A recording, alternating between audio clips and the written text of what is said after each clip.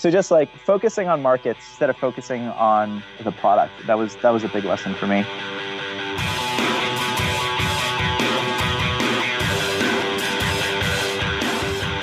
Hey, podcast listener, you're about to discover insider tips, tricks, and secrets to making more sales and converting more prospects into customers with email marketing. For more information about the Email Marketing Podcast or the Autoresponder Guide, go to dropdeadcopy.com/podcast. Hello, it's John McIntyre here, the Autoresponder Guide. It's time for episode 97.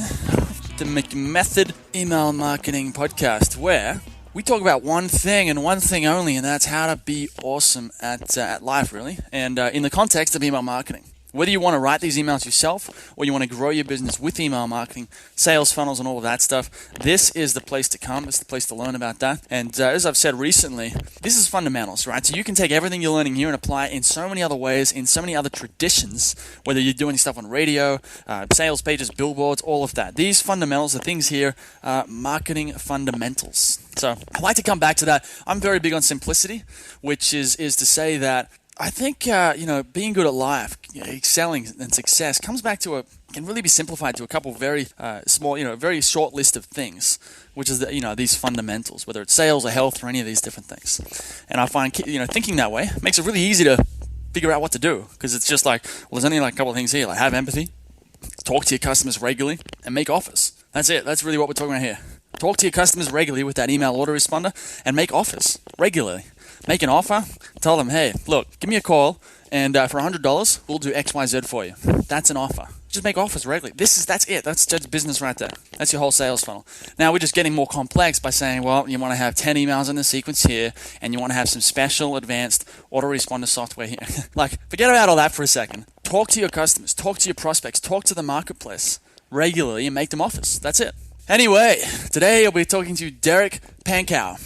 Okay, now Derek is a friend of mine. He lives here in Chiang Mai right now, though he's taking off soon, off to go on a bit of gallivanting around Southeast Asia, as we all like to do. And anyways, he's here. Now, a year ago, I bumped into Derek, met him about a year ago, and he was making a couple grand a month doing some freelance copywriting. He actually had an information product I think it was in the dating market. Okay, and then fast forward 1 year to now, and he's got a nice little business running on Facebook doing $1,000 to $2,000. I think he's doing $1,000 to $2,000 a day right now.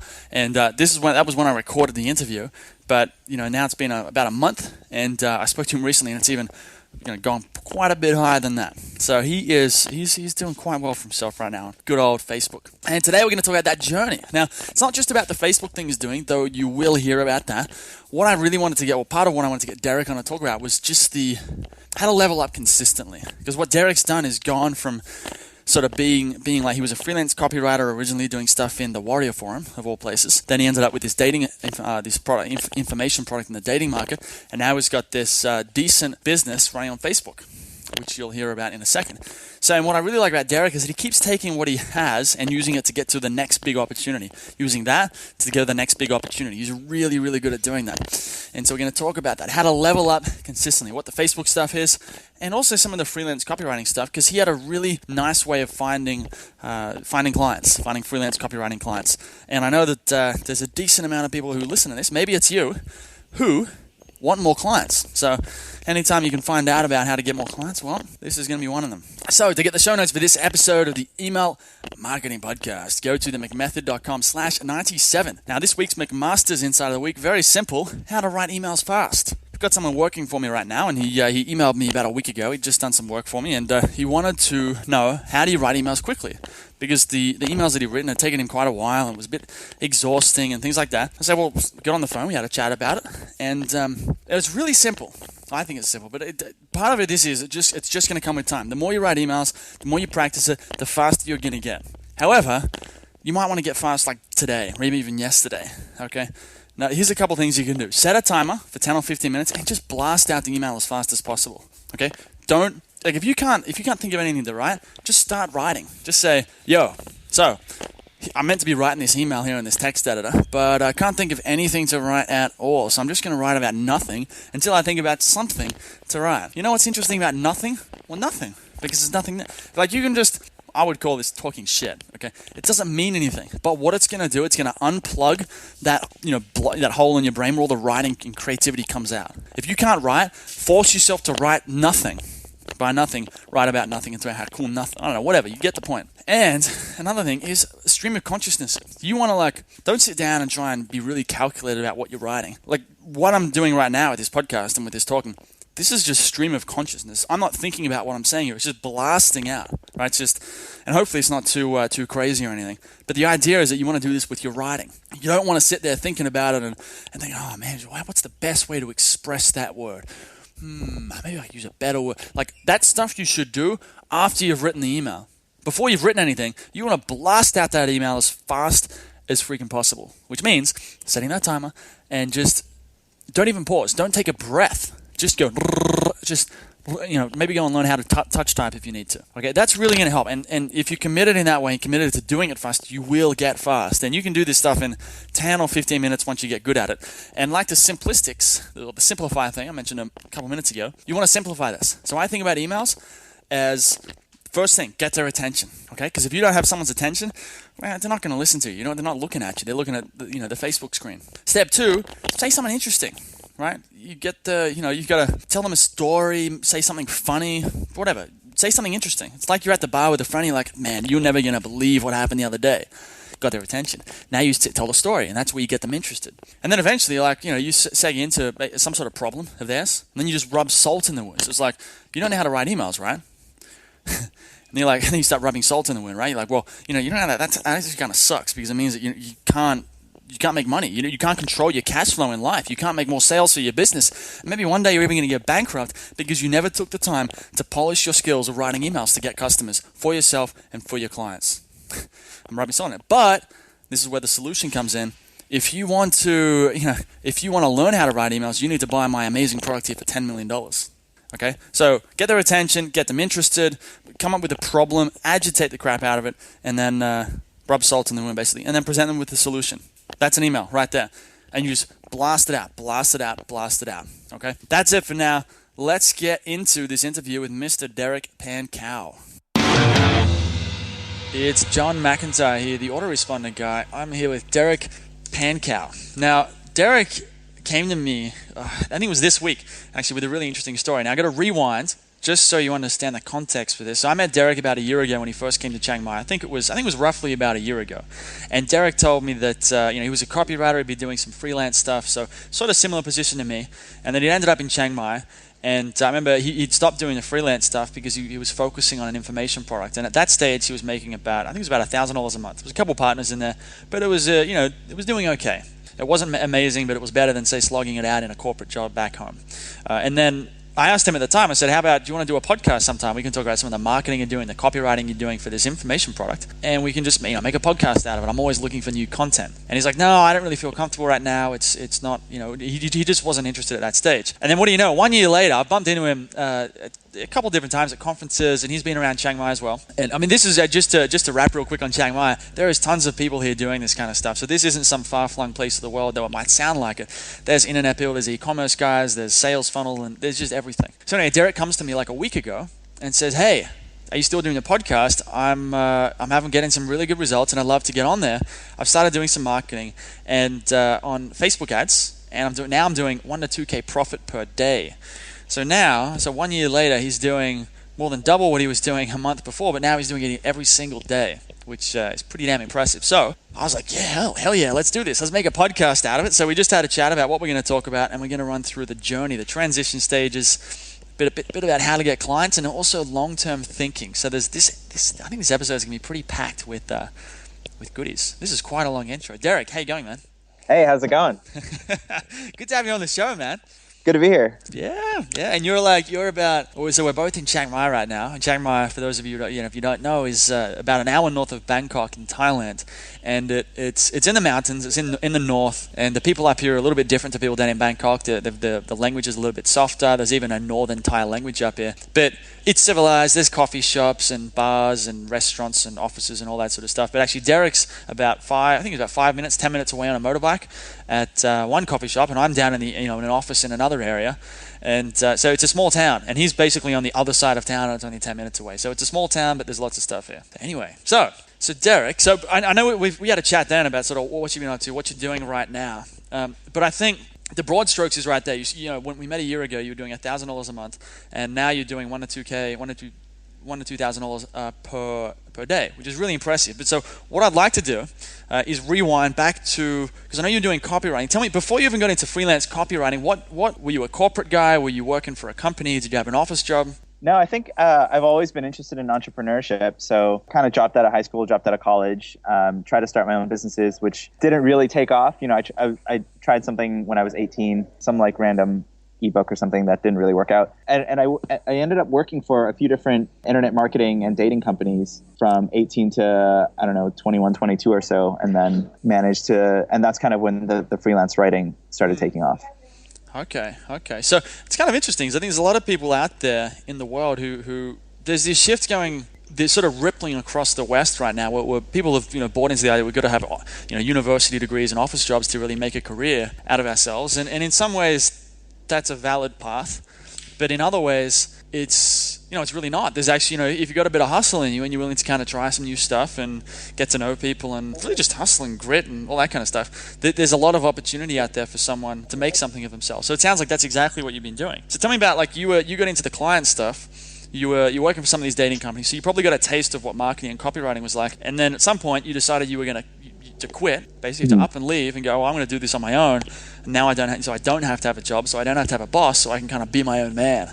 So what happened then? And there was probably a bit of a transition period, and then you said you actually had a pretty simple process for how to get clients. Yeah. So I was doing both freelance copywriting and freelance content writing. For me, the copywriting always, I never figured out a way to make that consistent. I'd meet someone in person and we'd talk about copy, and sometimes I'd get a gig for $1,000 or $2,000, but I never managed to get that stream of income consistent. What did work for me was content writing, where I was able to get to a point where it was able to consistently generate between $30 and $60 an hour. And it was pretty easy for me to scale it up and down whenever I needed. So if I was in a cheap country, I could just scale it down to where I'm working 1 day a week or an hour a day. In an expensive country, I could scale it up whenever I wanted to. And essentially managed to just build a really simple to run sales funnel for my own writing services. Right. Okay. So it sounds like it's pretty cool. I think, there's a cool thing there because there's people out there, like I said, that they're trying to make that break. And I don't often go down this route on this podcast, but there's that issue of, I mentioned the hero's journey, which is where there's a lot of people who aren't happy, who want to make that change. And they don't know anyone who's done it. They don't really know how to do it. So I think there's so much value in hearing a story from someone like yourself about sort of how that happened. So tell me a bit more about, like, the Warrior Forum stuff, because I know you said that you had this how to get clients consistently. I know you said you can get it, but how did you do it? Yeah, so for the listeners who don't know what the Warrior Forum is, it's basically an online forum where a lot of internet marketers hang out. So everyone from copywriters to website owners to people doing SEO to just kind of like, it's like a giant gathering place for people in the internet marketing community. So I decided to offer writing services. I tried, using my own social network. I tried using Elance Odesk, which really just the amount of money you can earn on those sites is just really low. And then I was on the Warrior Forum, and as I was looking through these threads, most people are trying to compete based on price. So the median price per article was about $7, and most people are just trying to bid lower and lower. And reading through the samples, reading through the different threads, I just wouldn't hire any of these guys personally. Like, I'd worked for a few companies at this point, and I knew that nobody that I'd ever worked with would hire these guys. It just felt so cheap. So I decided, I'm going to position myself as the upper end of the market. Instead of charging $7 a piece, I started off just charging $15, $16 a piece. And then I booked myself out really quickly. And then, I just basically upped the price until clients didn't want to pay me anymore. So yeah, my headline was the most expensive writer on the Warrior Forum. And then the whole sales letter was just social proof of proof that I could get them ranked. So I had screenshots of articles that I ranked before. I had names of people that they'd recognize, or companies, or the people that or people I've written for who've worked with companies that they recognize. So I wrote for a real estate agent who worked with Remax. So I kind of worked that in there. Someone else who'd worked with Tony Robbins. So just kind of use as much social proof as possible. Yeah, and then I just positioned myself in a different way from the whole market. And I think that was actually what actually fulfilled a need that a lot of the people on the Warrior Forum were looking for, but just couldn't find anywhere among the other writers. So I think I was one of, when I first started doing this, I think I was the only person positioning myself this way. And by the time I finished, I think there were maybe 2 or 3 other people. But yeah, I was literally charging 4 or 5 times what the market was charging and completely booking myself out whenever I needed more work. So yeah. I think the interesting thing there is not because I think it would be quite difficult for someone to listen to this and then go straight back to the Warrior Forum and do the same strategy. But I think the really cool takeaway from that is that you don't have to compete on price. And not even that, it's kind of, I love this idea of like the headlines, like the most expensive copywriter on the Warrior Forum. Because some people everyone's going to look at that and be like, what the hell? Who even says that? And you got their attention. And then they're going to go down and they're going to think, well, why is he the most expensive guy? So I think one of the lessons here is that people, I think it's just that when you get into some of these games, like it's like, oh, I can't charge too much. Everyone else is doing this, so I've got to do it that way. And you really don't. You can do it anyway. I mean, you can charge people. You can charge way more. You can charge a little bit more. You can diversify, or position in a different way. So this is the whole thing with positioning. I remember, it was like middle of last year or so. Well, maybe the start of last year was when I decided to go down this autoresponder guy, and because I thought there's all these copywriters out there, and they're all pretty standard. They're just copywriters. And so if you want to hire a copywriter, well, you hire a copywriter. And generally, it's not like this. But generally, there's this issue where copywriter's a copywriter. It's not like that, but that's sort of what it can start to feel like. And I was like, what I want to do is I want to find a way to get people so they think when I need some emails, who's the guy I think of? And so I was like, well, I want to be the autoresponder guy. So then that meant that if someone just was, let's say, I'm looking for a copywriter to write a sales letter, it means I don't get recommended. But if someone says, hey, I need an email autoresponder, do you know anyone? There might be 5 copywriters out there that they know that can write emails, but there's only one autoresponder guy. So that person's going to go, oh yeah, I know this guy's name's John. He specializes in emails. Even though I'm the exact same thing as the other copywriters, by calling myself something different, by positioning myself as different, it changes the frame. And it's such a valuable lesson. It really changes everything, as it did for you and as it did for me. Totally. So all right. So we did that. So that's how you got the clients. That's how we did that. And I mean, one thing is probably worth taking away too is like if someone wanted to go and get clients like that, there's probably the opportunity to go into the Warrior Forum and even other forums. And I know I've been quite in the past I used to post a lot in the DC, which is I think a community we're both in, and I ended up getting a lot of clients out of that just by posting in the forum and making it known that this is what I did. So there are quite a few ways to. It's kind of like you put yourself out, you kind of figure out a way to position yourself, and then you really just got to put yourself out there. And it is quite an easy way to consistently get clients. So, moving on, so you did the client stuff, you were doing that, and then you decided to get into the info products. So you had an info product in the dating space, it was doing about $1,000 a month. And then what's changed now is you started doing some marketing on Facebook, and now you're doing $1,000 to $2,000 a day. Now, one thing I want to point out here before we kind of dive in is that some of this is going to be it's big numbers, but some of it's quite short term. It's a bit of a grind. We'll talk about this in a minute, but it can be a grind and it can be a little bit short term. So one thing that's worth focusing on for the listener is the long term, short term thinking and long term thinking, and how it's okay to go and milk something for all it's worth in the short term, but it's also wise to have a long term plan, to have not so much a backup plan, but to have a strategy where the short-term play fits into the grand strategy. So, and I think that's what you're doing beautifully here. So tell me about, where are you at right now? What are you doing? And what's the game plan? Yes, so right now I'm selling mostly T-shirts through Teespring and through Facebook advertising. Basically, the way it works is I look for small markets that tend to be underserved and create interesting-looking T-shirts that might be funny or sassy or just kind of epic, and then have those shirts displayed directly in their newsfeed, and get a really high percentage, like between 4 to 10% of the people who see the ad will click on it, and then between 8 and 13% of the people who see the shirt, who land on the landing page, will end up buying. So just creating very, very targeted T-shirts and then getting them in front of the right people using Facebook ads. Nice. Nice. I love it. So I one thing, because we've, I've met a few people doing this, and there's some big numbers going through. But tell me, like, is it a grind? Is it something? Is like, number one, is it easy? Because I know that someone's going to listen to this and think, wow, that sounds really easy. I'm going to go and do it. So tell me, is it easy? How much time are you putting into this? I think it's not easy. Like, it's actually, to do this business model is requires so many different skill sets. I think it's really like, if you've been in internet marketing for a little while, it's a great way to make some really quick money. But if you're just getting started, I think it's actually a terrible business model to get into, because you really got to understand paid traffic, you got to understand analytics, you got to understand Photoshop and design, you got to understand like all these different things and be able to put them together. And yeah, even with those skill sets, I'm currently working at least 12 hours a day. I mean, yesterday I got in the office at 8 a.m. I left at midnight, and I mean, I'm okay doing this because I'm only going to be doing it for 2 or 3 months. But yeah, it's definitely a lot of work, and like, because you don't stop running your campaigns on the weekends. So even on the weekends, I mean, I'm not launching any new shirts, but I've still got to check, because I'm spending between $700 to $1,800 a day on Facebook right now.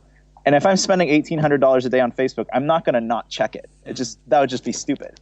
So yeah, even on Saturday, Sunday, I've still got to spend, a couple hours just looking over the data. Am I leaking money anywhere? Did anything stop making money that was making money before? Like, I have to keep my finger on it. So it is kind of, it's a somewhat stressful business to be in, definitely.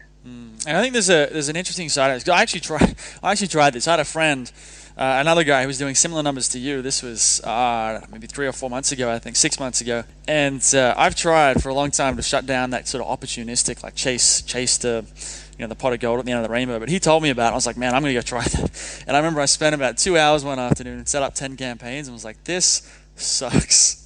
So I didn't, I tried, but I didn't have the persistence to, there's no way I could have done it for 10, 12, 14 hours a day. I got bored so fast, which is sort of like, that's the interesting thing about this situation that you're in. And we'll get onto the long-term stuff in a second, because there's been a lot of smart people in my life that have told, said, don't go chasing the short-term stuff. If you mention like a Teespring idea to a seasoned business person, a lot of them are going to say, don't, like, it's a waste of time. It's so short-term.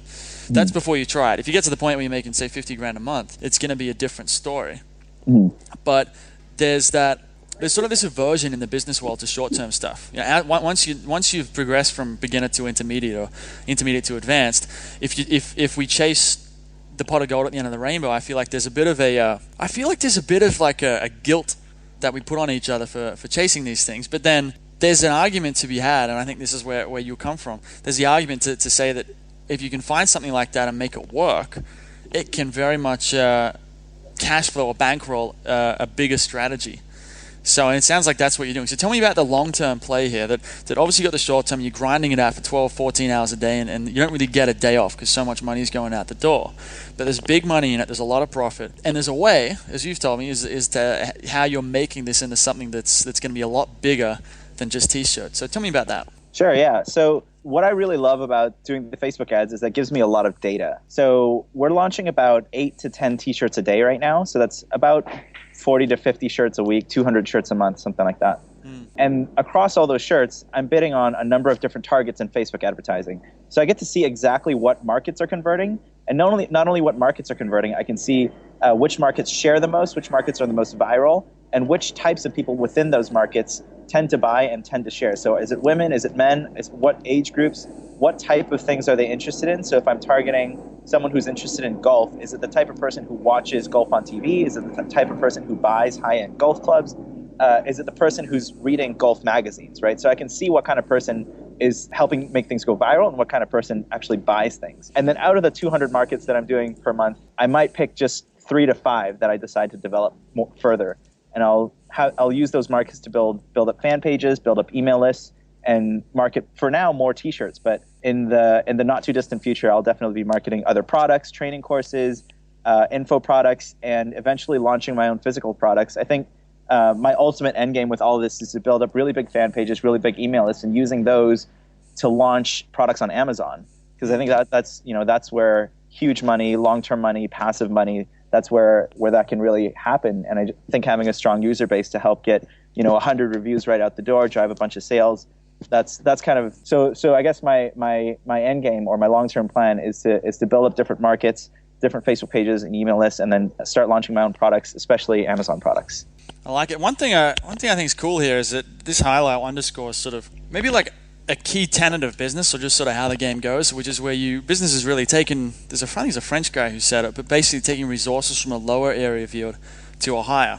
So that's like going from like Teespring, which is a decent area of yield, because it's short term, you're going to burn out. The lifetime value on a Teespring customer, one t-shirt's worth, probably $10, and you got like $8 profit, for example. But if you can say take the resources generated within that arena, which is also generated from probably copywriting and marketing skills, paid traffic skills that you built up before that.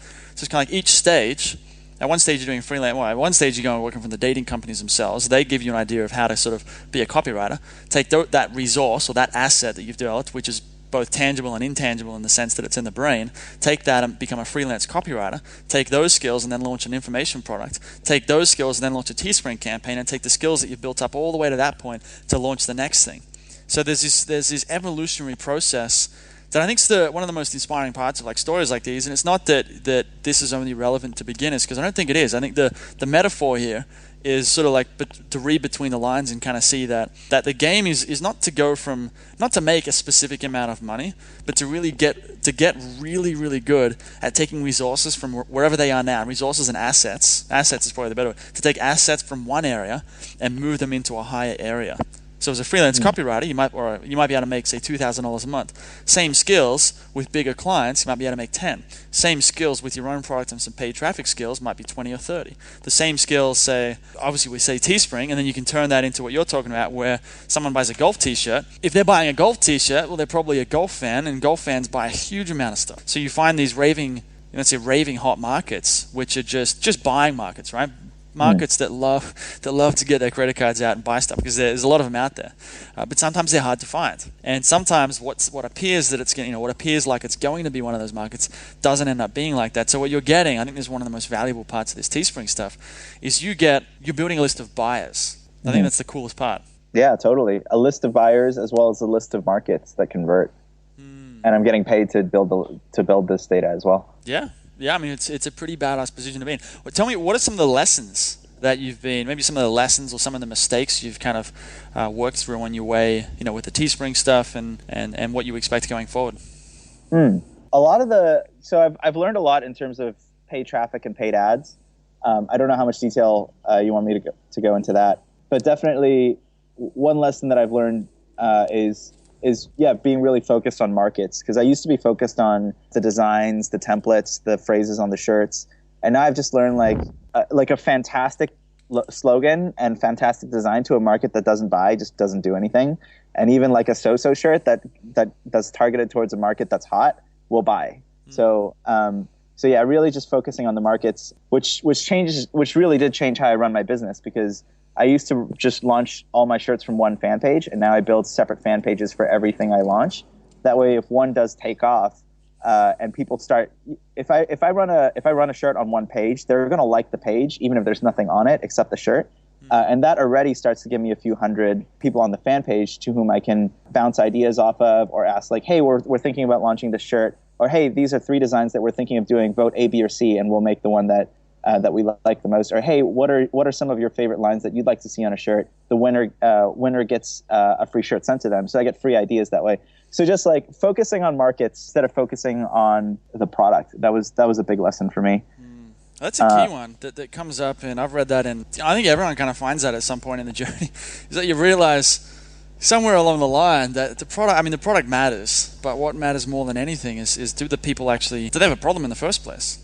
And totally. How bad is that problem? It's not even just about problems. I mean, golf people, they don't so much have a problem as they have a passion, but they're just so passionate about it that it's more or less like a problem. They have a sort of a pain until they buy stuff. And totally. It's like, I reckon that right there, what you just said, is like that's a key thing that, I mean, maybe it takes a certain amount of experience to get it, but the sooner someone can understand that, the faster they'll go. Like the further they'll go, the more money they'll make. And I've, just to give one example from what I'm doing now, is I've taken, typically I've been selling, autoresponders for say anywhere from, $1,000 to $3,000. But the same stuff applied in a different market. Because if it's an emails, it's sort of commoditized. Someone's just buying a set of emails, a copywriter writes them, it's not that big of a deal. But you can take exactly the same thing. And a lot of these are small businesses.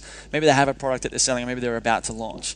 And on the other side of it, though, is you've got, say, a company that sells luxury bathrooms, for example, for $40,000 a pop, and they've got a $10,000 gross profit margin, right? So then they've got a list of 1,500 leads that asked for quotes but never got closed. And then we go, all right, well, why don't we send out an email campaign of just 6 emails out to that list? We convert, say, 1% out of the whole thing, which is 15 leads, which is a pretty terrible conversion rate from a fairly warm email list. You get 15 leads at 40 grand a pop, and you make $600,000 for that company at 10 grand gross each. You're making $150,000 gross profit to the bottom line of that business with 6 emails. So then the question is, how much is that email sequence worth? Because the funny thing is, if I'm talking to the CEO or the director of a company like that, he doesn't want to spend.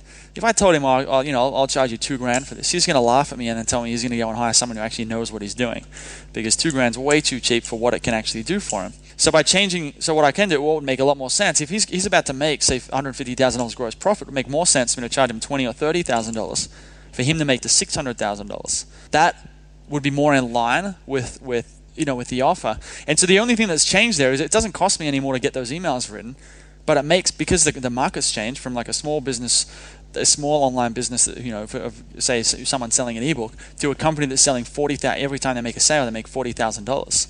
And so just by changing that one thing, that market with a different problem or a different situation, the money that's going to come in from that is absolutely, like, utterly different. Wow. It's crazy. That's cool. I mean, yeah, I've never even really heard of copywriting being discussed at the corporate level before.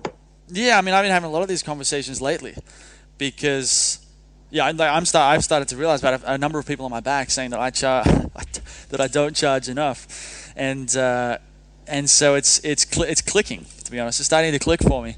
And in many ways, I've been having a lot of these kind of conversations. That the only thing that matters, it's when it comes to marketing consulting, to go to something, how to get client stuff. Well, the only thing that matters is ROI. Mm-hmm. So when you're in a non-business market like golf, it's a little bit different. But when you're in the business market, you might sell. If you can make someone $1 million, then why? There's no reason why they wouldn't pay $100,000 for it. Mm-hmm. Like, it's $100,000 to make $900,000. Right. It doesn't matter if the campaign that you have to create to make the $1 million only takes you 5 hours work. That's completely irrelevant. Yeah. Right. So I mean, that's another thing that I've learned recently, is this whole idea that the amount of work that goes into something, once you start playing at a bigger level, it's sort of irrelevant to the whole thing. The real thing is the skill or the money, the value is in knowing how to take anything, like something like this, like emails or like a sales letter, a sales funnel, or a Facebook campaign, and apply it in a bigger context. Because there's a lot of copywriters that could write Teespring campaigns, right? But like I could probably write an ad and get people to a landing page. But right now, I just don't know the process. I probably don't have the persistence to sit down for 12 hours a day and do it, or the discipline.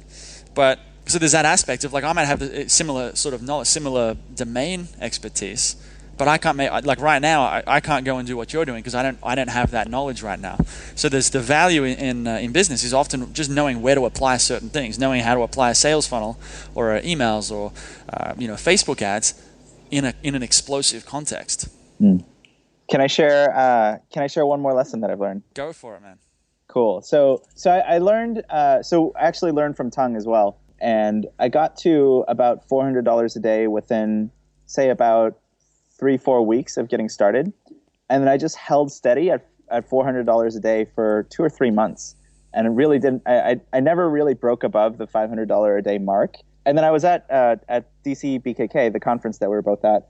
And I talked to a guy and I said, yeah, I've got a system that's working. I think I'm going to hire someone when I get to Chiang Mai so that I can start scaling this. And he said, why would you hire just one person if you have a system that's working for you? If you're going to scale this, then scale it. Why would you hire one person? So that really got me thinking. So I hired 2 people right out the gate, and then hired a third person a week or 2 after. And it was basically within 2 weeks of hiring these 3 people that I broke through $1,000 a day, and then the same week broke through $2,000 a day. So it was just I think there's a tendency for me to want to be cautious with okay, I want to move forward, train one person, get everything ready, and then take on the next person. When really and I mean, this might not be a factor if I was staying in one place for a long time, but realistically, I'm only going to be in one place for 3-4 months at a time. So if I only have 3-4 months to make as much money as I can, then I really do have to just like hire 3 people right away, scale it, and then move on to the next phase of the business once I'm done here. Yeah. It's pretty badass, man. It's kind of funny when people talk about scaling, like, you want to find some software or set up the tech side of it to scale properly. But then what you want to do is often it comes back to things like just hire a couple people. Yeah. Like people scale a lot better than, well, it depends. If you Google, it's probably a little bit different. But hiring a couple people is one of the quickest ways to scale, at least initially. Totally, yeah. As soon as I'm doing something, I want to look for ways to not be doing that thing ever again. Yeah. That's the other side of business is you kind of, I guess, level up and move up the food chain. That seems to be what happens is you get better and better at doing a task once and then giving it to someone else, never touch it again. Yeah. Cool, man. All right, we're right on time. So, exactly right on 30 minutes. So, what's the best way if people want to get in touch with you? Maybe they want to ask you questions or just reach out and say cool story. What's the best way for them to do that? I guess my email, derekpankaew@gmail.com. That's DEREKPANKAEW@gmail.com. Cool. Fantastic. I'll have a link to that in the show notes, some of the notes as well at themcmethod.com. Thank you for coming on the show, Derek. Cool. Sure thing, John.